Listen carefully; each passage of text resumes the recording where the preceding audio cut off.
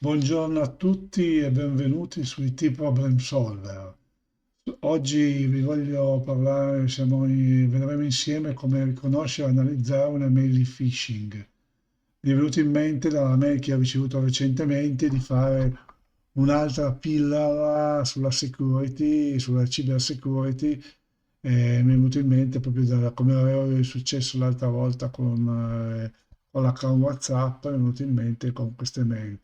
In queste mail è presentata un'offerta di Telepass che dà la possibilità di vincere un kit d'emergenza per l'auto, ma si è rilevata come un tentativo di raggiro di phishing, di qualche offerta falsa.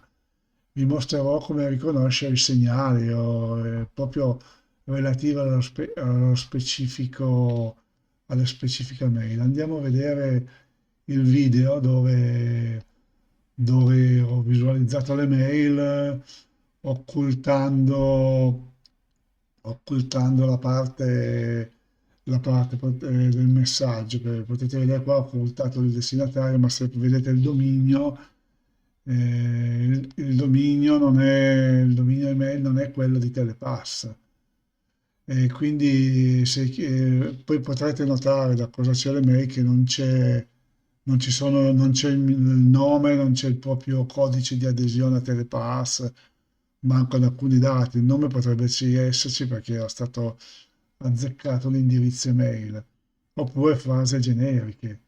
Ad esempio nel messaggio, come potete vedere, kit d'emergenza auto, apprezziamo il tuo feedback abbastanza oppure scarico ora oppure partecipa ora a questo click. Poi andiamo a vedere l'altro passo che invita di lasciare un feedback, invita a schiacciare un bottone, bisogna di scaricare un questionario che comunque non ho fatto perché chiaramente la mail era non originale da Telepass, quindi poteva essere un tentativo di truffa o di propinare qualcosa che non proveniva da Telepass, ma da qualche altra organizzazione.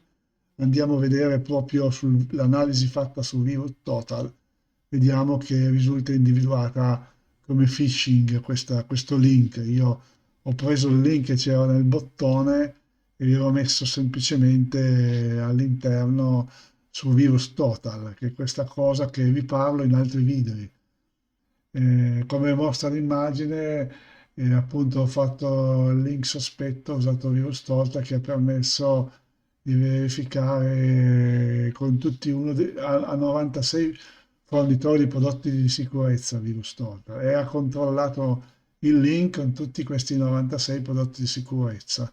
Quindi ha verificato con uno di questi che era appunto identificato come un phishing, proprio un messaggio falso. Non c'erano altri, non ci sono virus. Adesso qua non sono direttamente su Virus Total, però posso, posso passare a Virus Total. Questo è il messaggio originale. Ecco qua, siamo sul Virus Total e potete vedere che tutti gli altri provider che ci sono su Virus Total lo danno come pulito perché era solo un messaggio di phishing. Quindi in conclusione vi dico non fidatevi mai di mail generiche che arrivano e che non sono specificamente, non provengono dal dominio del, del mittente del prodotto, non so, poi in questo caso Telepass come può essere qualsiasi altro prodotto, Enel o qualsiasi fornitore. Vi consiglio sempre di controllarli e di verificare su Virus Total. Ho fatto un video apposito sul canale per vedere per vedere spiegare come fare questi controlli. Vi ringrazio per l'attenzione e grazie a tutti per aver visto questo video. Arrivederci al prossimo video. Ciao, ciao a tutti.